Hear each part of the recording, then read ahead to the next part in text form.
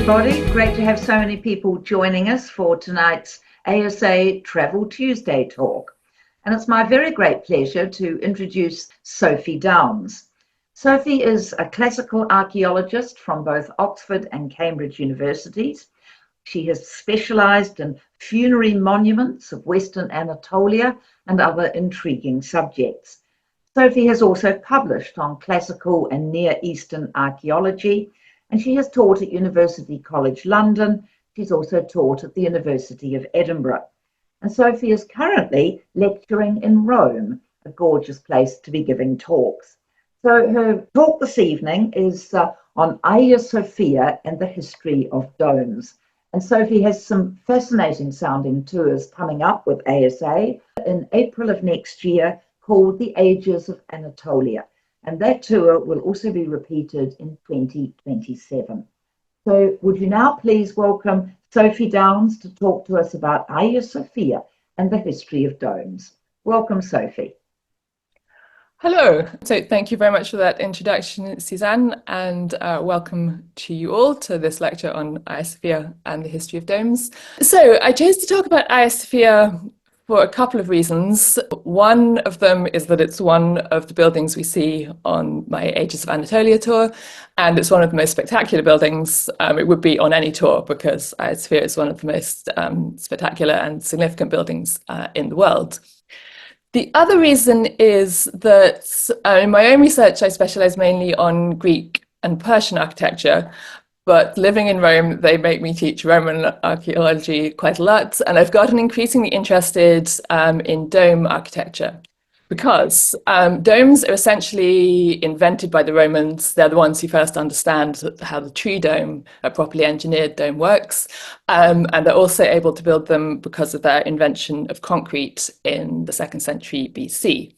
And these two things, domes and concrete together, enable Roman architecture to completely transform how buildings are designed, particularly the interior space of buildings suddenly opens up and all sorts of things become possible, which weren't previously. And Hagia Sophia is in many ways the apotheosis of this design process, so running through that sort of period of about 700 years. From the 2nd century BC into Hagia Sophia in 6th century AD. So firstly, I mean, that's interesting in its own right because Hagia Sophia is built in what's usually referred to as late antiquity, so in a period when we usually think of the arts as being on the decline, but that's certainly not the case in terms of architecture. Hagia Sophia is very much continuing the development. And also, by thinking about Hagia Sophia within this wider trajectory, hopefully you'll be able to understand, firstly, why it's technologically so clever, why it's such a development on previous dome architecture, and also a little bit more about its spiritual and religious significance, the meaning of this internal space and the meaning of domes in the Byzantine world. So here is just an image of Hagia Sophia so we can talk through sort of the basics. You can see that we're looking east, so you can see the Bosphorus in the background, and beyond it, Asia. So the current version that we're seeing is fundamentally the version that was built by Justinian in 532 to 537. Hagia Sophia has a very, very long history, and it's been used for many purposes. So initially it's a church, and it has that role for almost 1,000 years. Then it becomes a mosque. Then in the 20th century, it becomes a museum. And now it's changed back into a mosque again in 2020, which is how it's currently operating.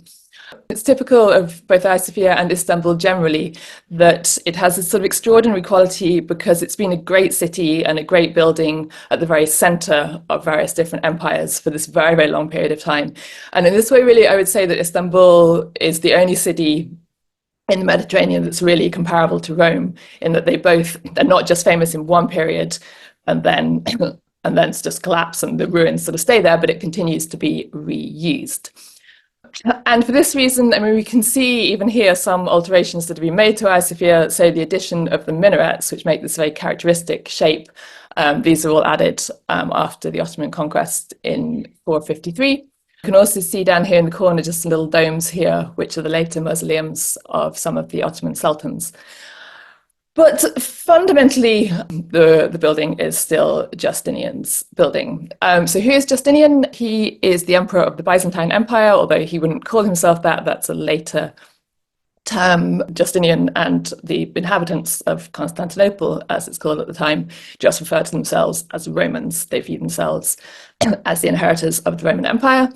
And in fact, Justinian, at the time when Hagia Sophia is built, is engaged in very energetically trying to win back the old western provinces of the empire.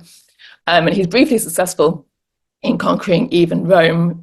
He doesn't conquer it himself. It's conquered by his general Belisarius. Justinian actually never visits Rome, interestingly, but he does briefly rule over it.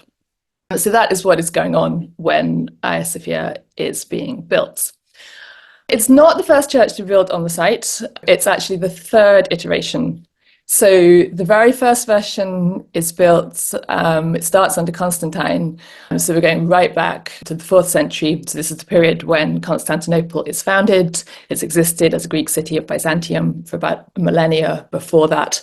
Then Constantine decides to build what he calls New Rome in this area.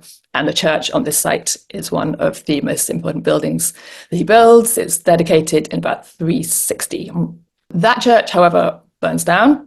Another one's built under Theodosius, and that one burns down under Justinian in the very famous Nika riots. So this was a huge riot and subsequent fire in Constantinople, kicked off by, well, a variety of factors, but essentially Justinian also very energetically changing both the taxation system and the legal reforms, which wasn't wholly appreciated by the population.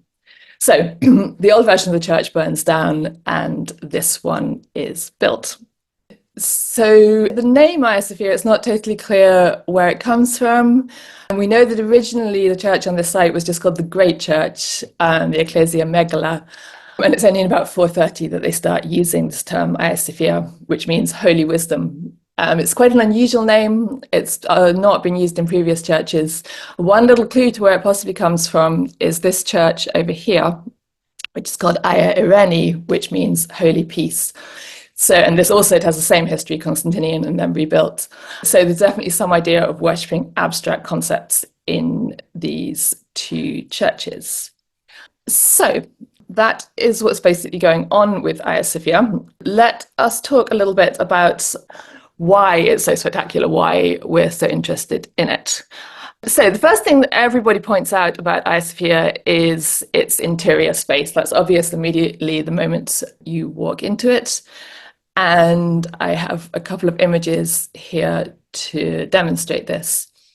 So the one on the left, this is actually a lithograph, not a photograph, from the 19th century there are a couple of brothers, Swiss brothers called the Fossatis, who are responsible for repairs to Hagia Sophia in that period and also creating these images. And you can see over here on the right, there's an actual photograph showing you what it looks like. You can see this photograph is from a little while ago before it became a mosque, because you can still actually see the floor there, whereas now that's all been covered up by green baize. It looks kind of like a snooker table or similar.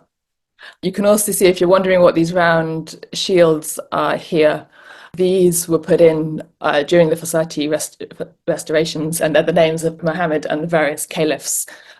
So they're sort of part of this transformation of Hagia Sophia into a mosque. The space inside Hagia Sophia is huge. When it was built, it was the largest interior space in the world. The dome itself wasn't the largest known dome. So the dome is 102 feet across, whereas the dome of the Pantheon, which was the largest dome, is 150. But the space itself was larger than that in the Pantheon. It's 178 feet high rather than 150. The Pantheon is basically a sphere, so its dimensions are the same in all directions. So the question we want to know the answer to is, how do they manage to make this astonishingly large space? And the answer is basically these triangular shapes here, which are called pendentives. And to understand this a little bit better, here is a nice diagram. So you can see this diagram on the left, these pendentives. And basically how they work is that they transfer all of the weight of the dome down to these 4 points in the corner. So they address a problem that has been worrying the Romans for some time, which is how can you have a circular dome over a square room? So the Romans find this difficult. Generally, they get around it by just having a round room as well, because that's the easiest way to deal with it. Then the force of the dome comes down all the way around it. They also sometimes experiment with octagonal rooms. This goes back as far as Nero's Domus Aurea in the 1st century AD, which sort of, I mean, they managed to create a room which has straight sides and a curved ceiling, but it's not really answering the question. But pendentives do. They do this very effectively. They create a resolution between the square and the circle. They also are very clever for interior space because they bring all the weight of the dome down onto these 4 corners. And you can see in the plan of Hagia Sophia that this then means the weight comes down onto just these 4 piers. They hold all of the weight of the dome, which means the ground, the floor plan can be open as well. So it's a very ingenious solution. It was invented by the architects of Justinian's Hagia Sophia, Isidorus of Miletus and Anthemios of Tralles. And they're interesting because they were an engineer and a mathematician, respectively. So it's a very theoretical building. It's been thought through very carefully from a mathematical perspective, and this solution has been come up with. The other thing that is used to have this very high dome in Hagia Sophia is concrete. So this is slightly debatable. The dome is made of brick with mortar between the layers. So it's not a purely concrete dome in the way that, say, the Pantheon is. But it's been pointed out both that the mortar layers are actually larger than the brick. So in a sense, the brick is acting sort of as aggregate within the concrete. And also this mortar is made using what the Romans call pozzolana, which originally is the volcanic sand from near Vesuvius. And later they make artificial versions of it with crushed brick. And this is sort of true concrete rather than just a lime mortar. So generally, people debate about it, but essentially this is a concrete dome. So the inhabitants of Constantinople were pretty pleased about this dome. And one of the writers at the time, a guy called Procopius, wrote about it. Procopius is mainly famous for a text called The Secret History, which became available later because it was basically all the gossip about Justinian's court, particularly about Justinian's wife, Theodora, who was 20 years younger than him and an actress, and often implied she was worse things than an actress. So that was kind of, Procopius was keeping that to himself on his own time, but he also wrote a book for Justinian called On Building, and it describes this dome, and it says, it seemed not to rest upon solid masonry, but to cover the space with its golden dome suspended from heaven. However, beautiful though this dome was, it did not survive long, and it collapsed in 558, so really only just a couple of decades after it had been built. The collapse was triggered by an earthquake, but we think it may also have been because it was built so quickly, and we know that Roman concrete needed to cure over a long period of time, and the texts like Vitruvius recommend leaving it for a whole year to sort of harden up properly. And we think probably because Hagia Sophia was built so fast, they didn't do that.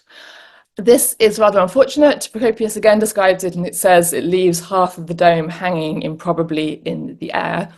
But Justinian decides it needs to be rebuilt. It's built by Isidorus' nephew, so sort of keeping it in the family.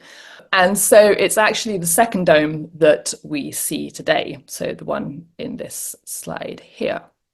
Generally, this dome was not entirely well received at the time. Another writer, Agathias, writing in the 6th century, says that it did not strike spectators with as much amazement as before, but it was far more securely set up. So it was sort of in some ways a pragmatic rather than an aesthetic choice. There's a lot of speculation about what the previous dome was actually like. One of the few pieces of information we have about it securely was that it was about 20 feet lower than the second dome, the dome that you see here. So this has led some people to speculate that it was basically a continuation of the pendentives. So these sort of met up naturally following their own curve, which would bring the height down considerably. And interestingly, that would also mean that if you consider the whole sphere, that's a sort of fraction of, that sphere will be slightly larger than that in the Pantheon. So there's a kind of little competitive edge possibly taking place there.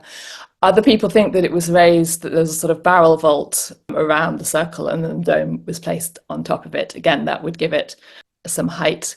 And that seems to be similar to some of the solutions that the Romans are experimenting with domes earlier. So that's certainly possible. We don't really know for sure.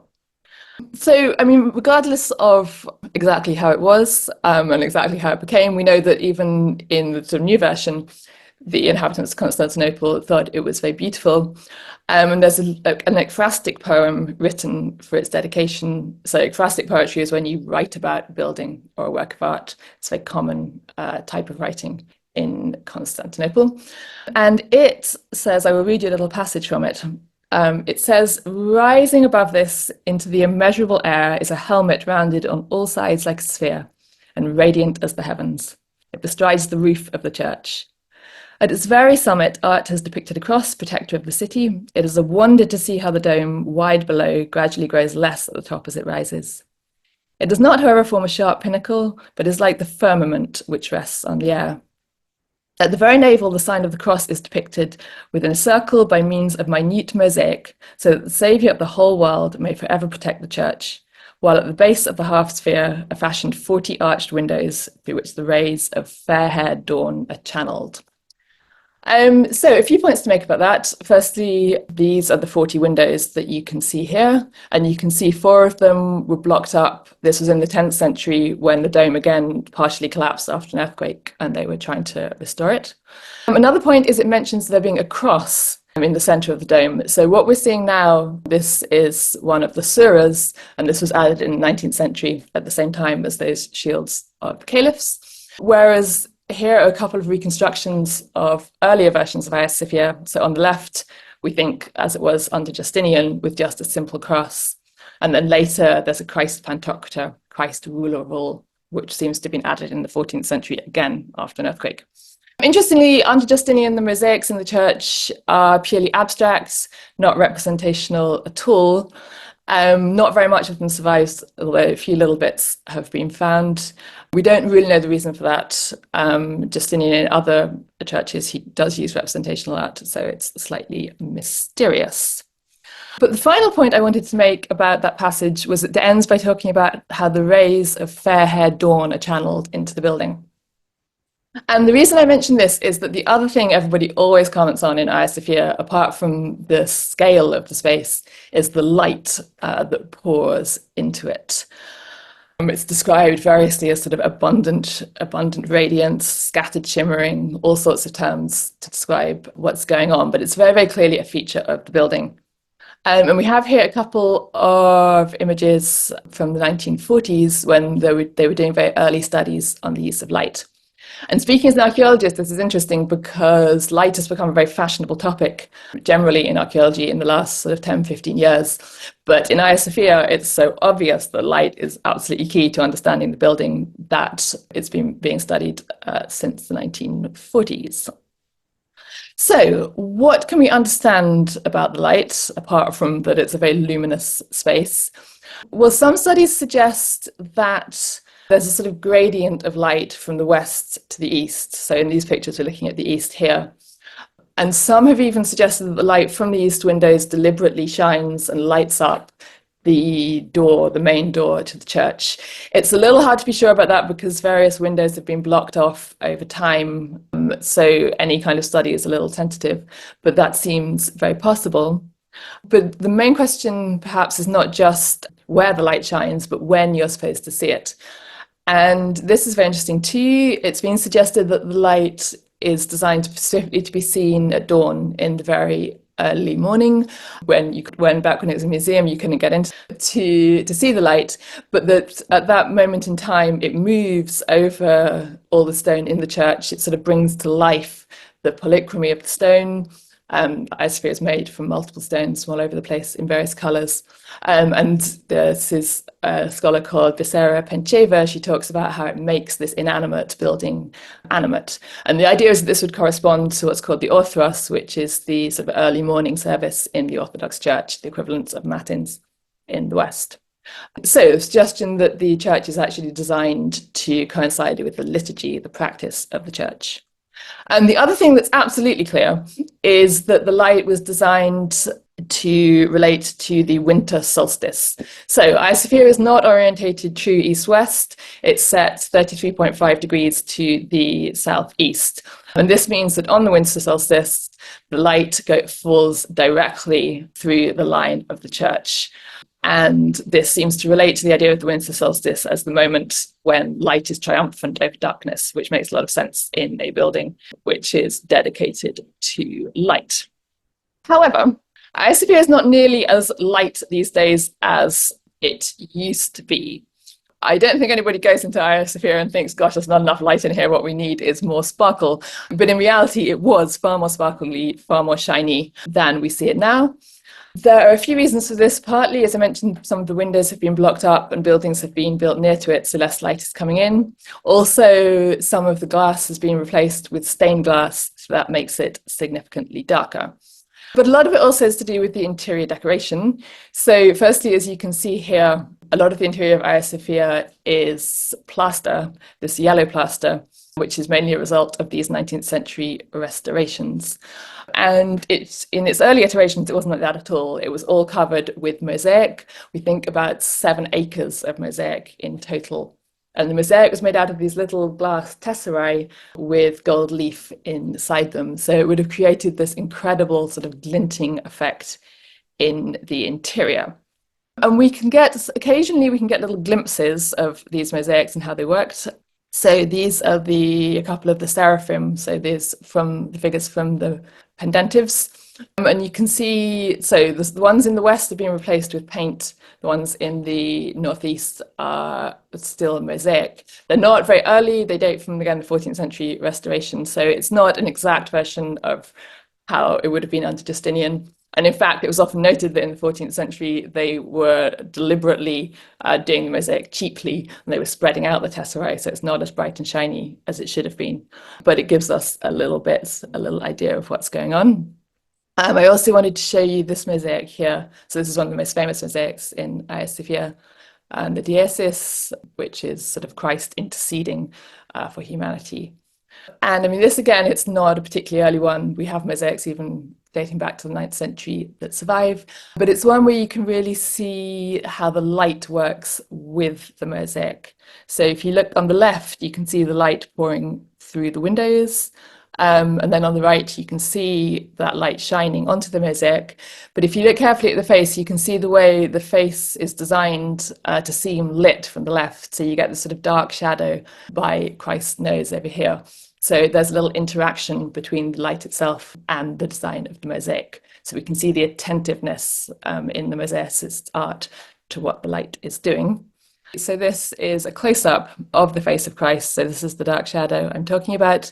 And you can also see that the mosaic is arranged really carefully in different patterns, spirals and shells. And then the tesserae are angled in all directions so that the light will shine and sparkle off it. So again, there's sort of really a great attentiveness to what is happening. Also, the floor was very shiny. You can't see it now because it's covered up, but it was made of Prognessian marble with some other coloured marbles to mark out particular points in the floor, particularly important points. And it's generally referred to as being like the sea. So firstly, it looks like the Bosphorus, a little link to the sort of outdoor environment, but also the sea of faith. So we have this very meaningful floor, but also just a sort of very shiny space. And beyond that, we know that Hagia Sophia was absolutely crammed with things that were shiny because they were made out of precious metals. So it was crammed with icons, it was crammed with objects in gold and silver, also architecture. The altar itself was made with gold, with jewels set into it. The ambo, which is a little pulpit in the middle of the floor, also made out of precious metals. The altar cloth was made out of purple silk. mixed with gold and silver thread. So were the hangings and the vestments for the church. So it had this extraordinary sort of glittering, flickering interior to it. And it also was lit by thousands of oil lamps. So at night too, it would have had this sort of shimmering effect.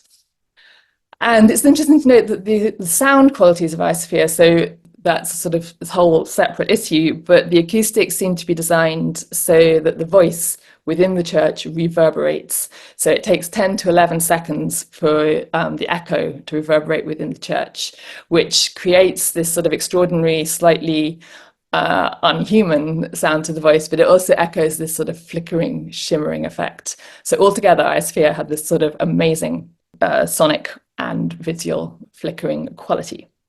So this is often, this shining quality is often compared to heaven in people commentating what the church was like. And the really famous example of this is the ambassadors sent from Rus, this is in modern day Ukraine, in the 10th century. They're deciding whether to convert to Christianity or not. And this is what they say. They say, and we went into the Greek lands and we were led into a place, that's Hagia Sophia, where they serve their God, and we did not know where we were on earth or in heaven. And they go on to say that because all we know is that God lives there with the people and their service is better than in any other country, and that for this reason they're going to convert to Christianity. So that all of this sort of shiny quality has this sort of heavenly sense to it. Why does this not exist today? Basically, it's a series of unfortunate events over the last 800 years. The worst of these is the Fourth Crusade in 1204. This is when a crusade that's meant to be being transported to the Holy Land by the Phoenicians, instead they come to Constantinople and completely sack the city, including Hagia Sophia. Which leads to a massive deterioration in relationships between the Orthodox and Catholic Church, but also it's really the worst day in Hagia Sophia's history. Huge number of things are lost. Then again, in 1453, with the Ottoman sack of the city, well, it was a very bloody event, but possibly less bad in terms of material objects because so much had already been lost that it's actually commented on that the riches in Hagia Sophia were mainly gilded silver. The threads within the vestments were just gilded silver as well, not proper gold. So it was much less valuable. And also then these restorations that I mentioned, the Fossati brothers in the 19th century, they also inadvertently damaged the mosaics quite badly. They plastered over them, and the plaster attached the mosaics in a way that meant when there was then an earthquake in 1894, it actually caused, we think, about half of the remaining mosaic to be lost then as well. So when we get to Hagia Sophia today, I mean, it still looks absolutely amazing and full of light, but it's nothing in comparison to what it used to be before 1204. Yes, and this is just a little slide just to point out that the Ottoman occupation also appreciated the sense of light, and what's that, the surah that's actually written into the dome here, called the Verse of Light, and it's all about the lamp flickering in light like a shining star. So that's just a little side note. Okay, so you may have noticed that so far I've been talking about Hagia Sophia more or less entirely in terms of its interior. And that is completely deliberate. Hagia Sophia is a very interior building. How the space works from the inside is clearly the main priority. And you can see this if you look at it from the outside. I mean, you know, obviously it's significant. It's a huge building. It sort of reads in terms of monumentality, but it's fairly clear that that's not really the main design. And you can see it even more clearly here because this is a little tweaked photograph where the minarets are missing. So that distinctive sort of minaret quality is only added under the Ottomans. The sort of early church wouldn't have had it at all. And you can also see over here on the left, there's a little detail. This is from the vestibule mosaic. This is a 9th century mosaic from the 10th century mosaic from Hagia Sophia, and it shows Constantine offering a model of Hagia Sophia to the Virgin Mary. And you can see again here, no minarets. Yes, this I just put in to show you the different ways in which Hagia Sophia has been coloured over the years. So now it has that kind of pinky orange paint. That's a recent choice. So originally we think it actually was painted blue, which is a very prestige colour in the ancient world. It's made from lapis lazuli, which comes from Afghanistan, so it's expensive. And this is just a picture of Hagia Sophia in the 19th century, painted with stripes at the time. I put that mainly just because I love the 19th century photos of Istanbul. This guy, James Robertson, he was an early war photographer in the Crimean War, but I just love all the wooden buildings sort of clustered around Hagia Sophia itself. Okay, so I've been talking about the interior of Hagia Sophia, its interiority, and this is where we want to start to talk about Roman architecture and how it relates to Hagia Sophia. Because the very earliest use of dome architecture in the Roman world starts down near Vesuvius, because that's where they're making concrete from the pozzolana, the volcanic sand. And the very earliest example we have is from Pompeii. It's a little bit disputed whether that's because it was simply the first building built using this kind of dome architecture or whether it's the one that survives. But at any rate, it would have been a very early use. And what you will notice is that what they're using concrete and dome architecture for at this period is not religious buildings at all, but for bathhouses. And this is kind of intriguing because subsequently dome architecture becomes so associated with church architecture and with this sort of quality of heaven. But in its very, very early developments, it's not that at all. It's totally practical. And the reasons the Romans are using it are firstly because it gives a better distribution of heat within their hot steam rooms. And secondly, that when the steam condenses on the ceiling, if you have a flat roof, it forms these little cold droplets and falls down on top of you. And the Romans don't like that, and they prefer with a dome that the water just runs around the edges of the dome, and it's much more practical. So that is the actual origin of dome architecture in the Roman worlds. And so on the left, we had the Stabian Baths at Pompeii, and then on the right, there's a building in Baia, which is just around the curve of the Bay of Naples from Pompeii. It's referred to as a temple of Mercury, but it absolutely isn't a temple. Again, it's part of a bathhouse, and it's constructed like that for the same reason. And the important point is, at this point in the Roman world, religious architecture is a sort of typical rectangular temple with the altar outside. So the worship is taking place entirely outside. The temple has the cult statue, and it's packed with sort of treasure, votive offerings, but the fundamental ritual is outside, and that connection from the external altar up to the sky. So this is a very sort of exterior understanding of religious architecture. This also is the octagonal room from the Domus Aurea, Nero's palace that I mentioned. So again, this is a sort of practical use of these sort of attempts at dome architecture. It's not really a true dome because it's made out from a sort of octagonal space, but it's being used in this very practical way. Although very innovative, the whole of Domus Aurea is extremely architecturally interesting in various different ways. But the building that we're really interested in is the Pantheon, because this is the moment when the Romans start using this new technology to create a space that has religious significance. And it's really the building that brings this sort of religious quality of the building from outside to the inside of the building itself. So the Pantheon has this spectacular dome, again made using concrete, and with the oculus up here sort of functioning as the keystone for the building, allowing the concrete, the compression forces to regulate themselves. So it's technologically extremely spectacular. But for our purposes, it's interesting that it's a building where the main focus is on the inside. And this is really the first time this has happened in Roman religious architecture. We actually don't know what exactly the Pantheon was used for. It's generally attributed to Hadrian. There's some suggestion it possibly may have actually been Trajanic originally, but we'll ignore that for the present minute because Hadrian is an emperor who's very interested in architecture and architectural innovation. So it makes sense that he's building something like this. It's normally understood as a temple. The Pantheon means all the gods, but there's actually very little evidence that it was a temple. There's no associated altar, which is the sort of key thing with a temple.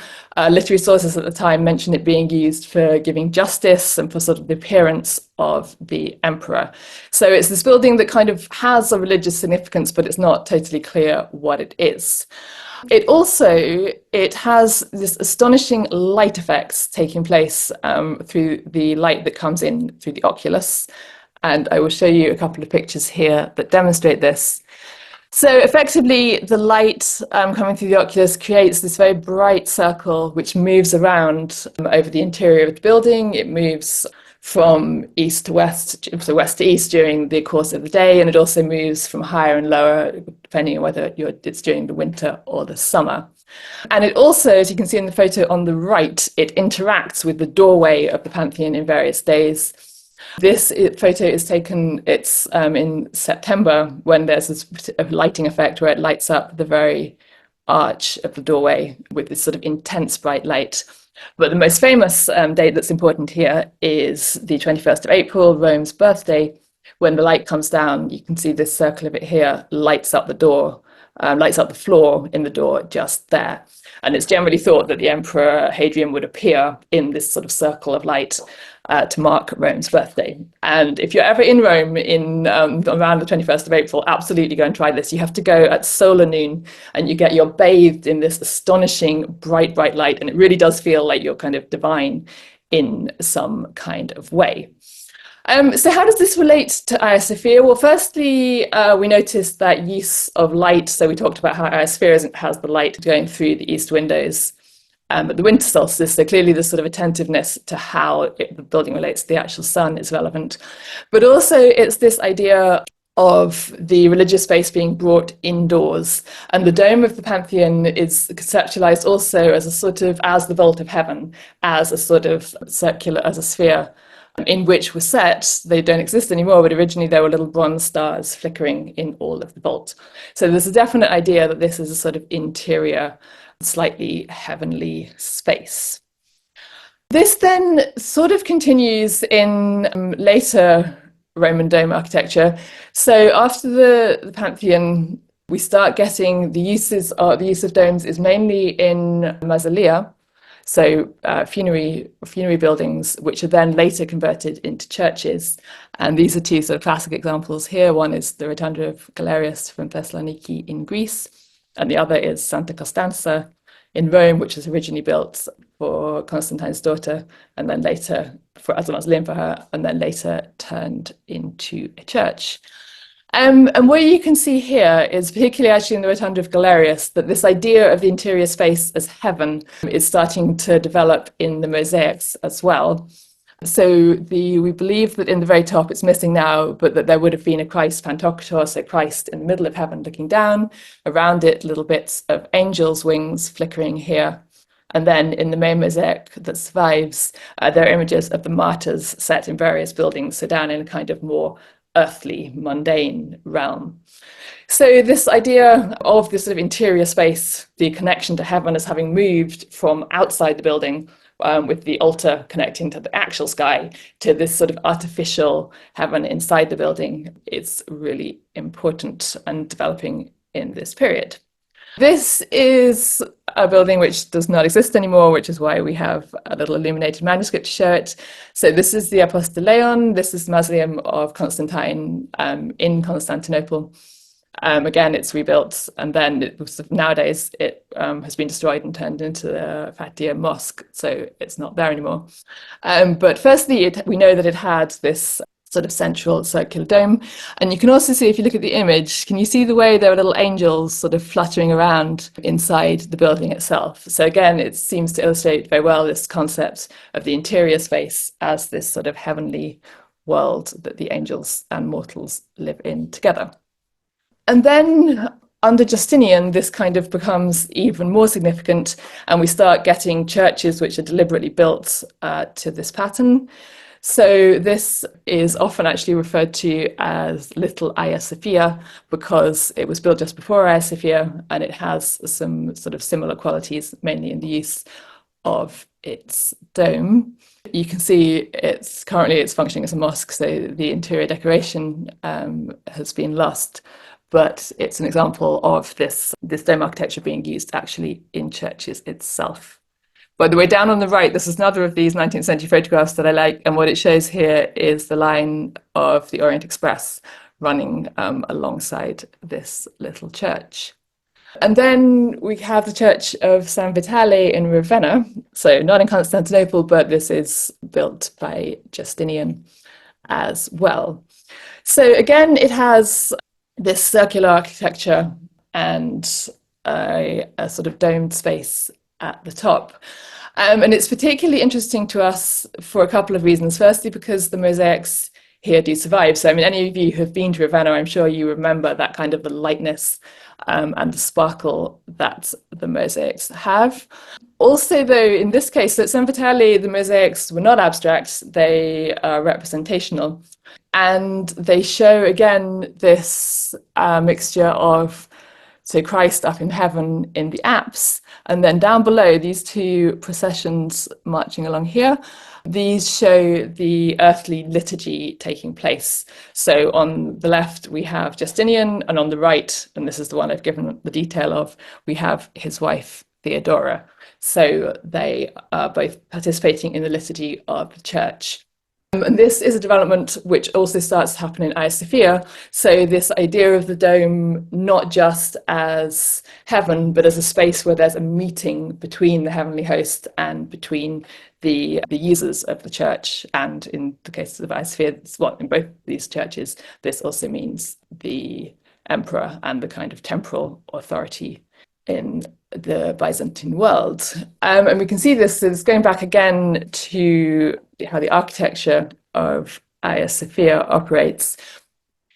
So we mentioned how extraordinary Hagia Sophia is in terms of what its dome architecture can achieve and the technology behind that. But it's also very unusual in that it is the first building to combine this dome architecture, which we've seen the trajectory of, with the basilica plans, which are common in churches under Constantine and onwards. We believe that the first two versions of Hagia Sophia had this kind of basilica plan. So that's the sort of very familiar rectangular version of a church with a nave in the centre, aisles on either side. And there's this idea that these two forms of church, the dome church and the basilica, have a different meaning, a sort of metaphorical meaning to the architecture. So the Basilica Church is all about procession and progression. It's the movement from the west to the east, and the ritual of the church, that sort of temporal progression. Whereas the domes of churches like St. Sergius and Bacchus, etc., are all to do with the vertical connection between the world and heaven up above.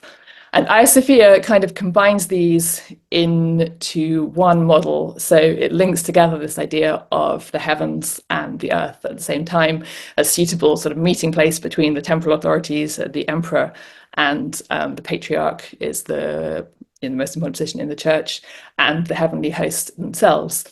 And we know a little bit about this from the liturgy in Hagia Sophia.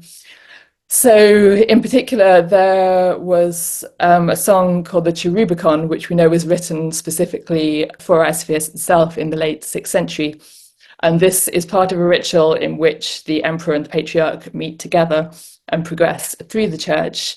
And this hymn is sung. We can imagine it having this sort of extraordinary resonant sound. So, the way plain song always has that reverberating sound, but this would be even more exaggerated.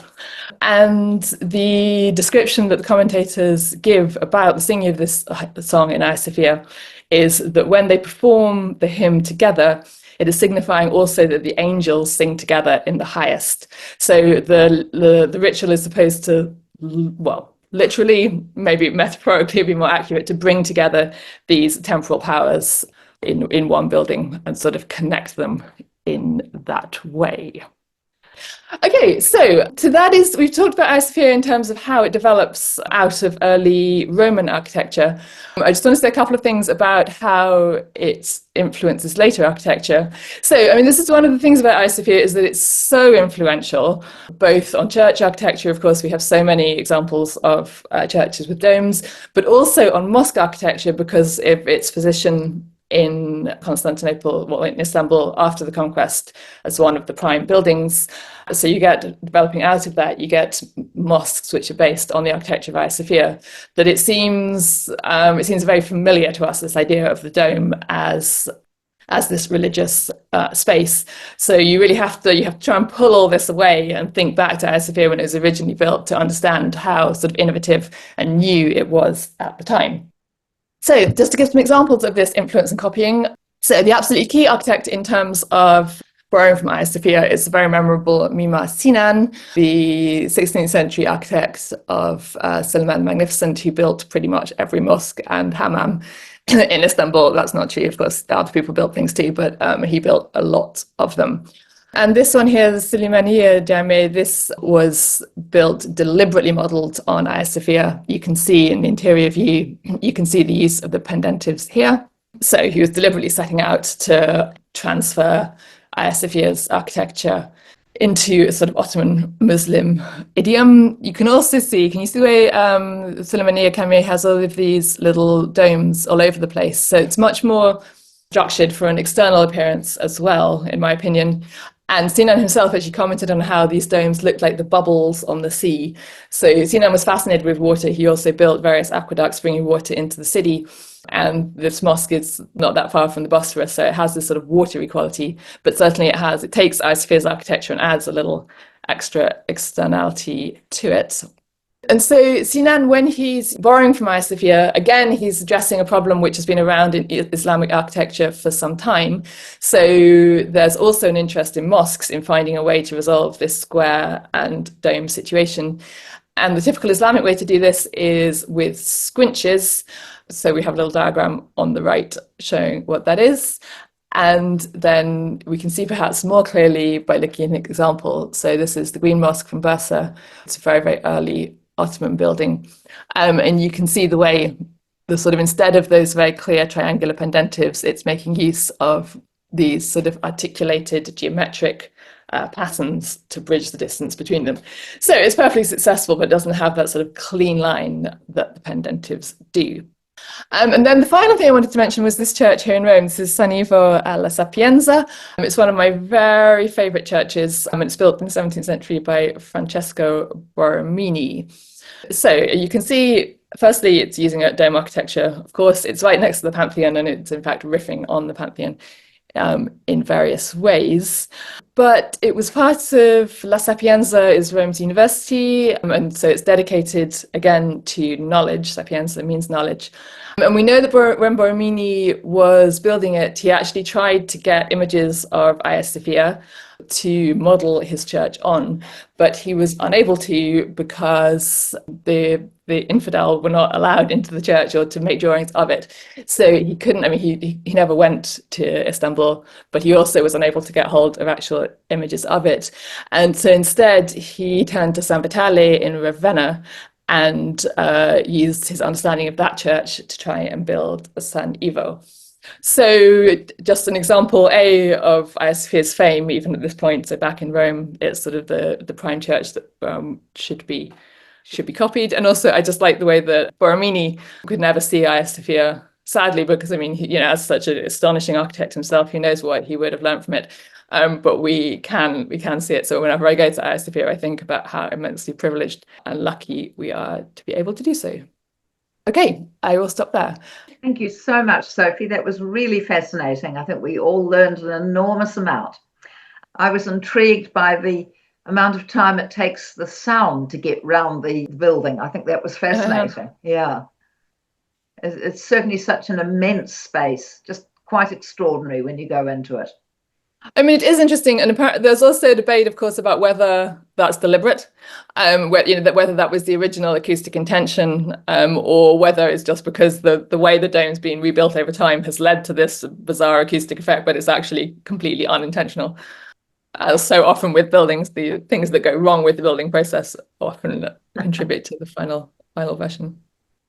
So, no questions? I think you must have covered it all very comprehensively, Sophie. Well, thank you so much. And don't forget that Sophie is running a fabulous sounding tour, The Ages of Anatolia, in April of next year. Check that out on the ASA website. See what gorgeous places she's taking people to. That sounds very tempting indeed. So please join with me in thanking Sophie for a really fascinating lecture. Thanks so much. Thank you all so much for listening. It's been an absolute pleasure. Thank you, Sophie. It was really interesting. Thank you. Thank you. All have fun. Thanks, everyone, for joining us.